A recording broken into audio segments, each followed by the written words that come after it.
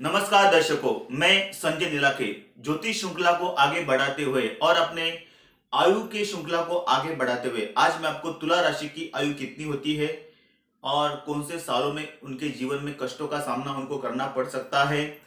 फिर तुला राशि के चिन्ह, फिर तुला राशि के देवता कौन से होते हैं, ग्रह देवता ग्रह स्वामी कौन से होते हैं, और तुला राशि वाले जो लोग हैं उनका स्वभाव कौन से क्षेत्र में वो आगे बढ़ सकते हैं, ये सभी प्रकार की संपूर्ण जानकारी मैं आज आपको दे रहा हूं।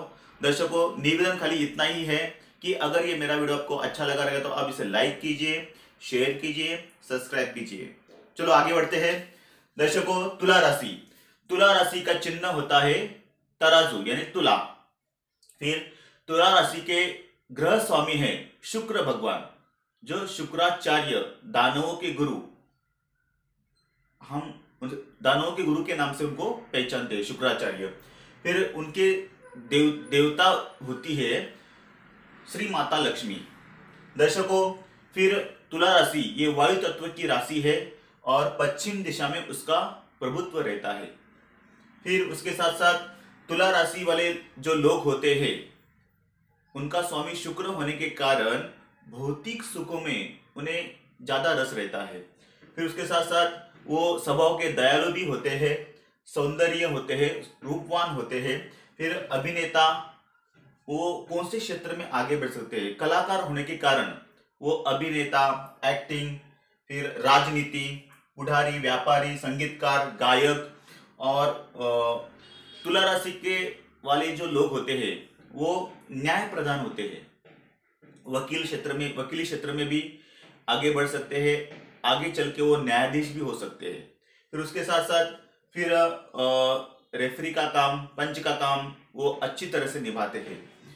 नृत्य और ऐसे हर क्षेत्रों में वो अपने उच्च पद पर जाके उस क्षेत्र में अपना नाम कमाते हैं और उसके साथ साथ पैसा भी कमाते हैं। डॉक्टरी क्षेत्र में भी वो आगे बढ़ सकते हैं। दर्शकों, ये तुला राशि वाले के लोगों को कौन से क्षेत्र में आगे बढ़ सकते हैं, कौन से क्षेत्र में उनको आगे जाना चाहिए। उसके साथ साथ 25 साल के बाद उनके जीवन में भाग्योदय होने का चांसेस रहता है। 25 साल के बाद धीरे धीरे वो अपना प्रोग्रेस करते हैं। और खास करके तुला राशि वाले के जो लोग होते हैं, स्त्री से ही उनका भाग्योदय होता है, यानी कि शादी होने के बाद जब भी वो शादी जिससे करता है वो लक्ष्मी का स्वरूप माना जाता है और लक्ष्मी उनकी देवता है। लक्ष्मी घर में आने के बाद उनका धीरे धीरे आगे उन्नति, उनका भाग्योदय होते जाता है, वो प्रगति करते रहते हैं। दर्शकों, तुला राशि वाले जो राशि होती है उनमें कौन से नक्षत्र आते हैं। सबसे पहले चित्रा के आखिरी वाले 2 नक्षत्र, जो कन्या में 2 आए थे चरण, और तुला राशि में बचे हुए 2 चरण आते हैं। चित्रा के 2 चरण, स्वाति के 4 चरण और विशाखा के 3 चरण। ऐसे ये 3 नक्षत्र, उनके चरण 9 चरण मिलके एक राशि बनती है। दर्शकों, चित्रा जो नक्षत्र है उनके देवता होते हैं त्वष्टा। फिर स्वाति नक्षत्र के देवता होते हैं वायु देवता और विशाखा नक्षत्र के देवता होते हैं इंद्र अग्नि, यानी इंद्र देवता और अग्नि देवता। उसके साथ साथ मैं आज आपको बताने वाला हूं कि ये तुला राशि वाले के लोग उनके जीवन में कौन से सालों में मानसिक, शारीरिक और भौतिक कष्टों का सामना उनको करना पड़ सकता है।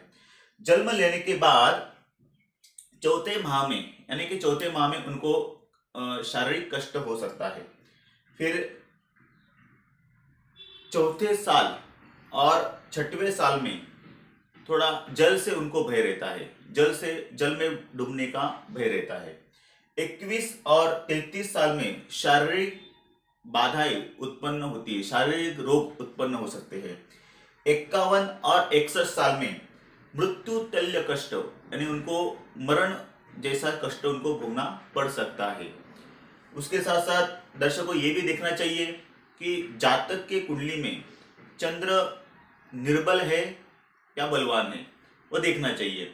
अगर चंद्र बलवान है, केंद्र में है, अगर चंद्र के ऊपर शुभ ग्रहों की दृष्टि है तो दर्शकों ये उनका आयु अच्छा आयु आयु बढ़ जाता है, और जो भी संकटों का सामना उनको ये साल जो बताए हैं उसका प्रभाव वो जितना चाहिए उतना नहीं होता है।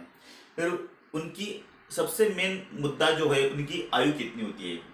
दर्शकों बड़े ही सुंदर विवेचन किया है मानस सागरी में कि तुला राशि वालों की जो आयु होती है वो 85 वर्ष होती है, और वैशाख मास शुक्ल पक्ष त्रयोदशी शुक्रवार के दिन जब भी चित्रा नक्षत्र पृथ्वी के ऊपर होता है तो वो अपना देह त्याग करते हैं। मध्य रात्रि के समय वो देह त्याग करते हैं।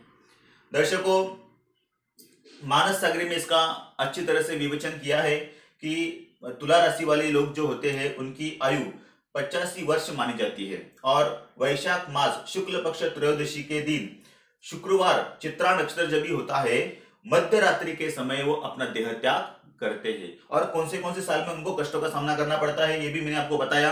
जैसे कि चौथे माह में उनको कष्ट हो सकता है, चौथे साल और छठवें साल में जल में डूबने का भय रहता है, 21वें और 33वें साल में शरीर का रोग उत्पन्न हो जाता है, 51 और 61 साल में मरण तुल्य कष्ट उनको भोगना पड़ता है। इस तरह दर्शकों मैंने आज आपको तुला राशि की आयु, लेकिन दर्शकों ये जो कष्ट वाले जो साल होते हैं अगर उनसे उनको बचना है तो क्या उपाय करना चाहिए, सुनो।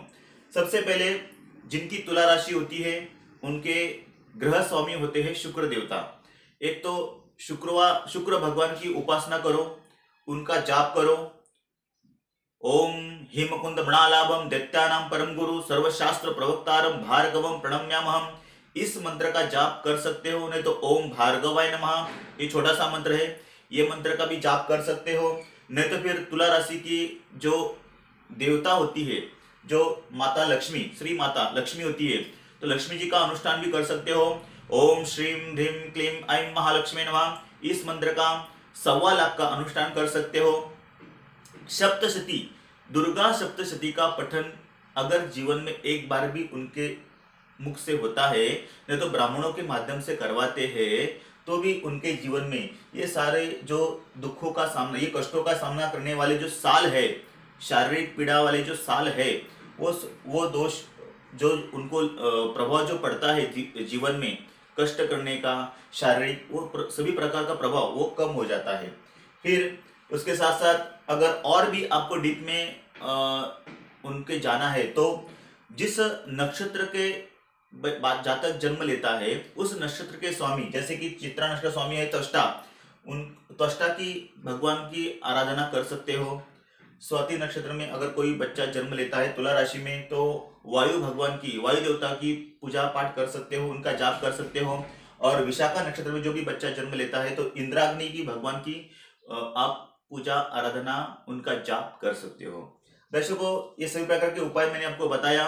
श्री सूक्त का खास करके आप तुला राशि वाले लोग लक्ष्मी जी की उपासना किया, श्री सूक्त का पठन भी किया तो भी जातक को उसका लाभ मिल जाता है।